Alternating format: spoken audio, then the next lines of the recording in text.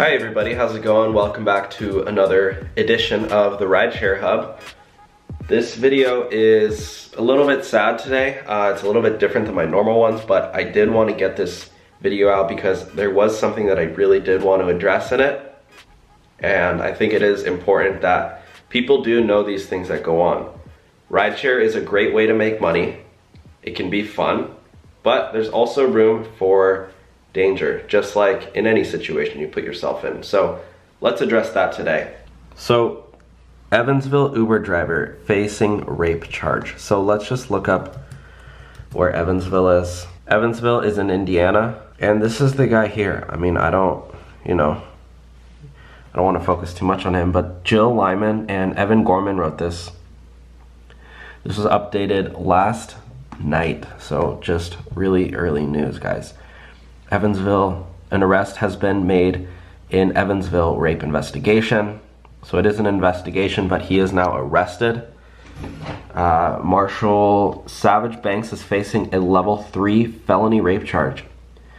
Police say the victim was at a bar with friends and sent home in an Uber because she was very intoxicated. You feel like you're doing the right thing by getting that person home, but if you're sending them home on their own, there's just a variety of things that can go wrong. So we always encourage, if you go out in the military, it's called a wingman, that you have somebody with you. That way you're never alone. Okay, I guess that's where a wingman came from. You don't find yourself in an unsafe situation. According to the affidavit, the friends told police they later on went to the victim's apartment. Yeah, guys, so I'm gonna finish the story in a second, but basically, as you can see here, I'm definitely not blaming the victim or anything, but it's just always safe to practice. When you're going out at night, go out with people. Don't go out alone, because especially if you're drinking, if you're going out alone and stuff, there's just more room for error. And so that's just safe practice in general, but especially when you're taking an Uber or a Lyft, you don't want to be... I've heard countless stories of people just dropping off their intoxicated friend into a car and letting the driver take him home. Even another contributor on our channel named Greg, I'll keep this really brief, he told a story about how somebody just dropped off an intoxicated person. He basically had to, help carry her out and put her next to her house, because that was really the only option that he had. Or else, maybe you could have called the police at that point, because she was just intoxicated in the back seat. You do not want to do that. Later, they found her with Banks, the Uber driver, who none of them knew, near the apartment. Friends say Banks told them his name was Jeremy, gave them some of the victim's property, and left. The friends told the victim, began crying, and told him that Banks had covered her mouth. Oh my gosh. The friends took her to the hospital. Authorities say they tracked Banks down by the Uber app, so the police can have access to the Uber app.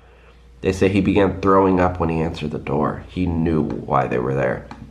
Just because we can use the app on a phone to backtrack and locate a suspect, your best bet is always to prevent yourself from becoming a victim to begin with. Oh no. Maybe the driver tracked the girl down through the app. Police say he told the victim was very drunk and climbed into the front seat. He says she unzipped his pants. He said she did. Okay. Authorities say evidence found in the rape kit provides a very strong support of the proposition that Marshall Banks is the contributor to the DNA file. Banks was arrested, $5,000 bond.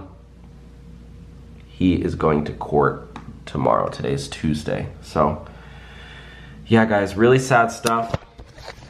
Honestly, just be careful out there.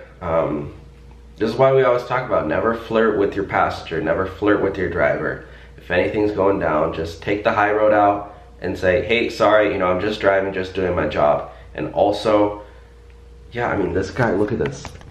A level 3. He faces a level 3 rape charge.